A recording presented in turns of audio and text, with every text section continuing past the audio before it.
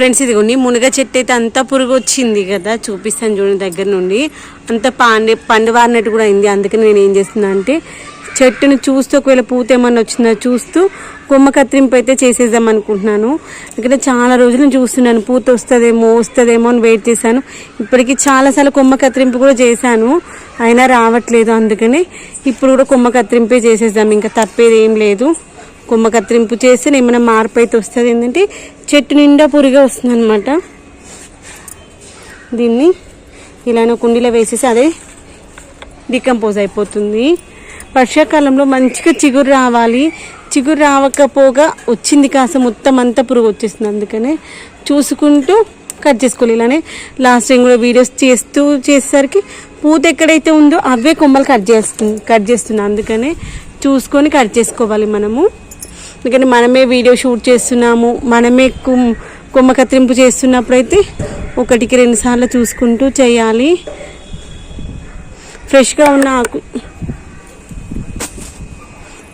ఉన్న ఆకులు అయితే వదిలేస్తాను, ఎందుకంటే వాటిని ఇంకో 2-3 రోజుల తర్వాత మనం పప్పు వేసుకున్నా బాగుంటుంది.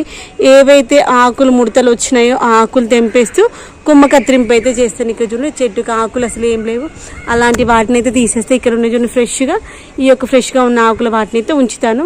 ఇది మునగాకైతే మనకి చాలా అంటే చాలా మంచిది, ఎందుకంటే చాలా ఔషధ గుణాలు అయితే ఉన్నాయి ఈ మొక్కలో.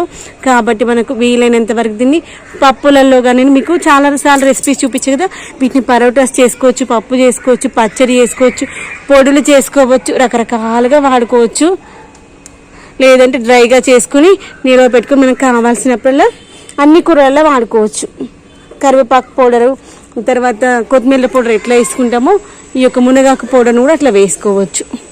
ఇదిగోండి ఇలా లేత చిగురులు ఉన్నాయి చూడండి, వాటిని అయితే వదిలేస్తాను. ఒకవేళ వస్తే ఇక్కడికి వెళ్ళి పూత రావచ్చు కదా, కాబట్టి పక్కకు ఉన్నటువంటి ఇలా పండి వారిపోయిన కొమ్మలున్నాయి కదా, అవి అయితే చూసి కట్ చేసుకుందాం.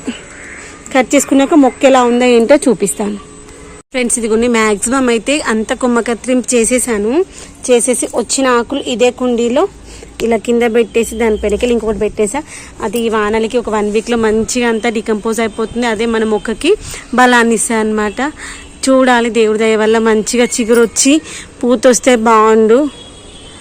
అసలు లాస్ట్ ఇయర్ కూడా రాలేదు అసలు పూత, అంతకుముందు ఇయర్ మంచిగా వచ్చింది. చూద్దాం వస్తుందేమో. మనకు ఏదైనా కానీ మొక్కకి పురుగు వస్తే మాత్రం ఒకటి కొమ్మ కత్తిరింపు చేయాలి, కానీ చెట్టు అయితే తీసేయద్దు.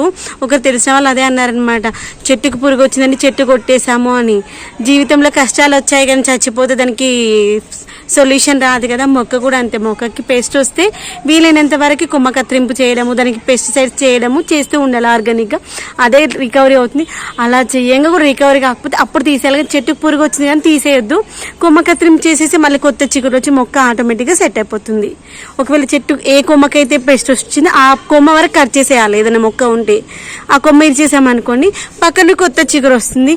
లేదా అంటే అంతకుముందు ఉన్నటువంటి బ్రాంచెస్ ఉంటాయి కదా, అవన్నీ రికవరీ అవుతాయి అంతే.